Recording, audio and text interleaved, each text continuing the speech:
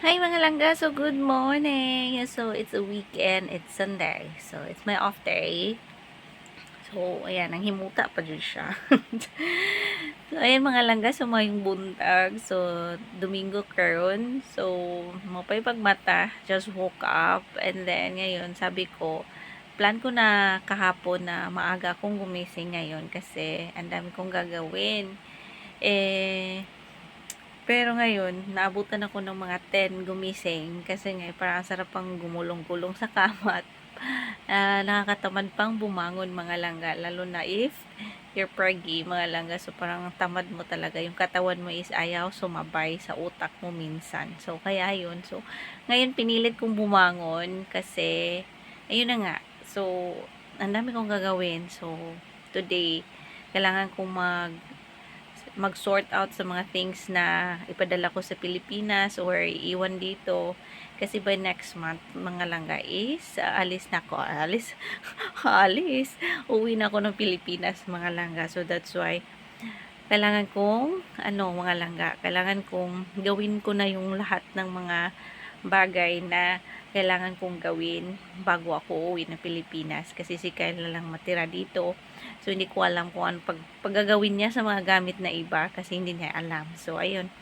Kaya ngayon kasi every Sunday lang kasi ako makapag ayos or makapag sort out sa mga bagay na nandito or yung mga things namin na iiwan or ipadala sa Pilipinas mga langga kasi nga Monday to Saturday is nagwo-work pa ako mga langga, o di ba?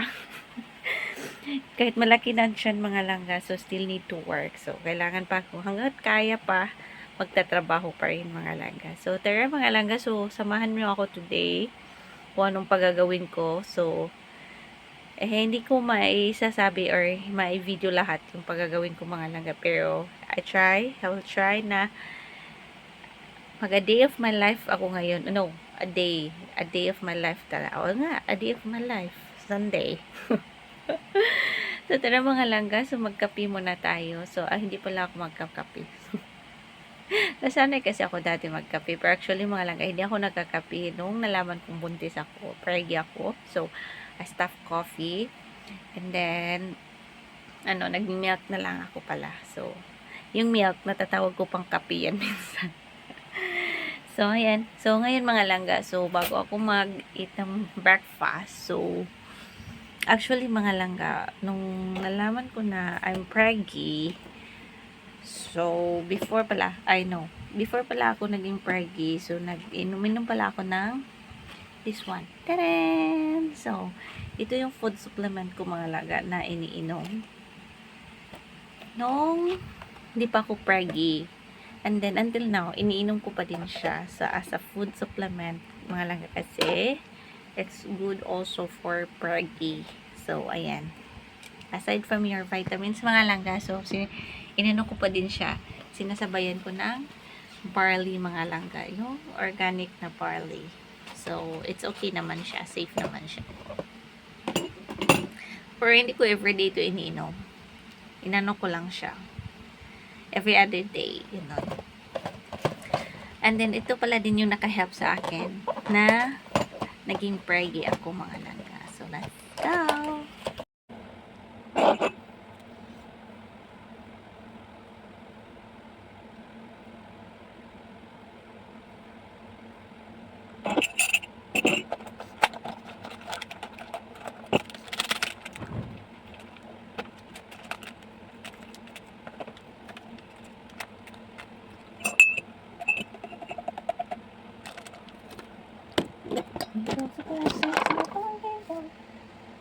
No.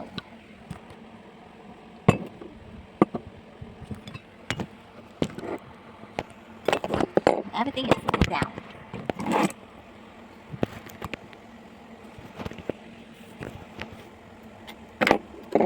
Here.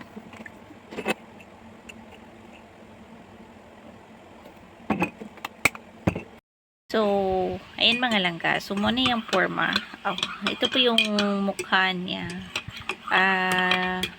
Kulay pala pag na-dissolve na siya sa water mga langga. Yung barley na powder mga langga. So, ayan. So, So, warm water lang yung nilagay ko. Yung ano na talaga siya, yung katamtaman lang. Yung malamig na water. Then, ihalo mo lang siya ng maayos para ma-dissolve talaga siya.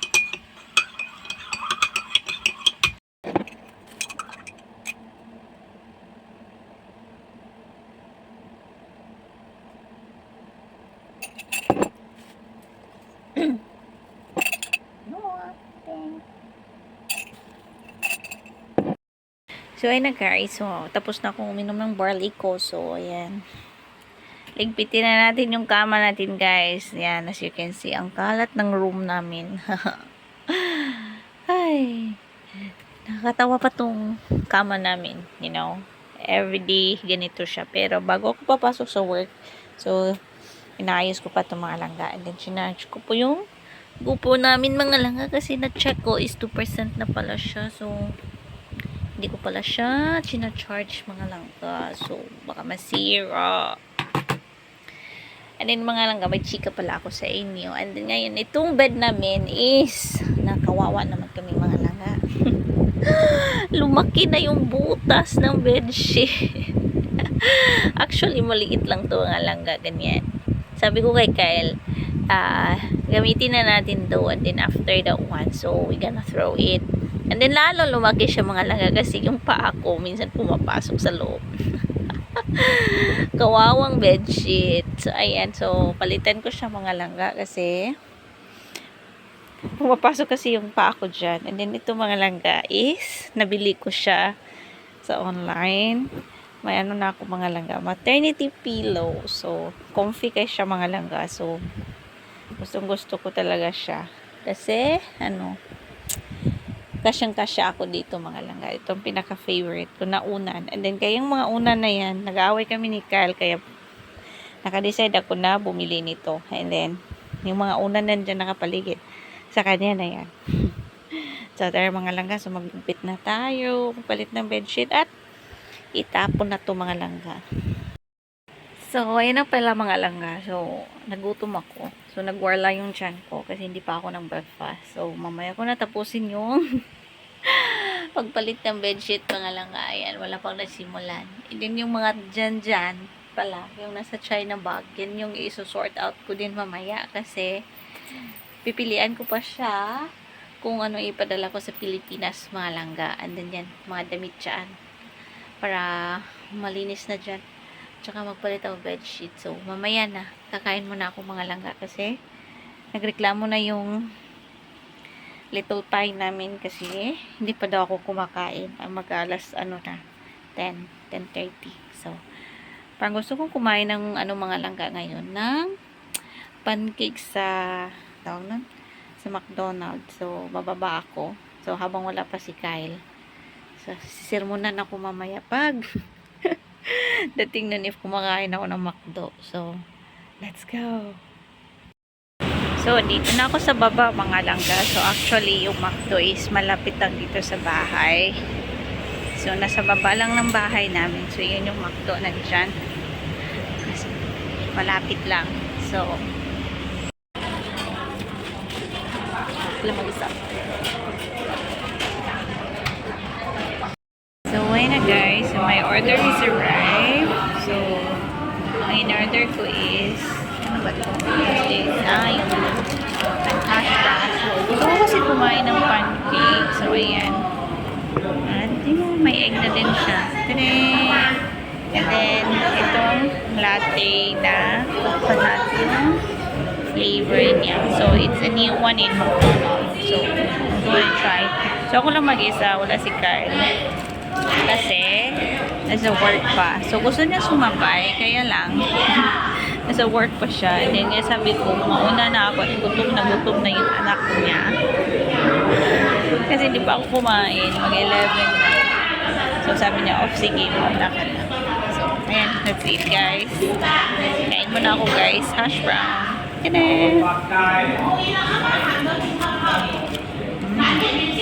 Nag-crave kasi ako ng pancake. Parang sarap kumain ng pancake sa may McDonald's. So, kain mo na ako mga langga. See you later.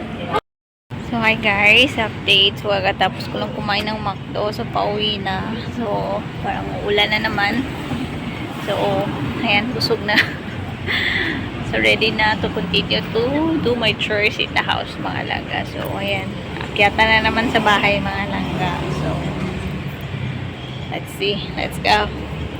So, here we go guys. We're at my building. So, akit na naman. Ito yung araw-araw ko inaakyat.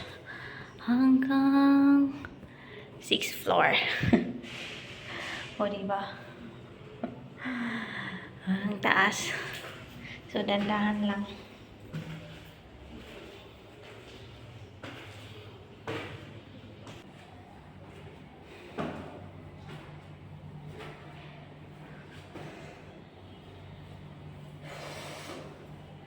Ayan.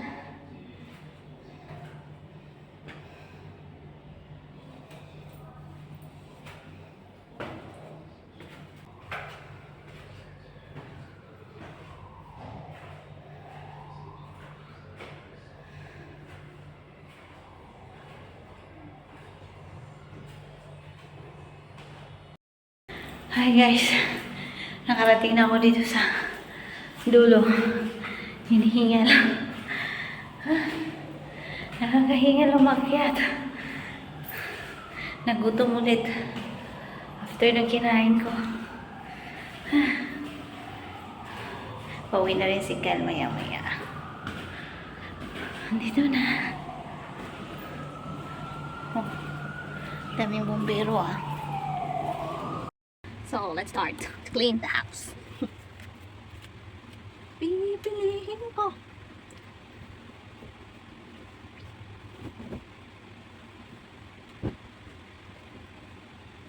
Init.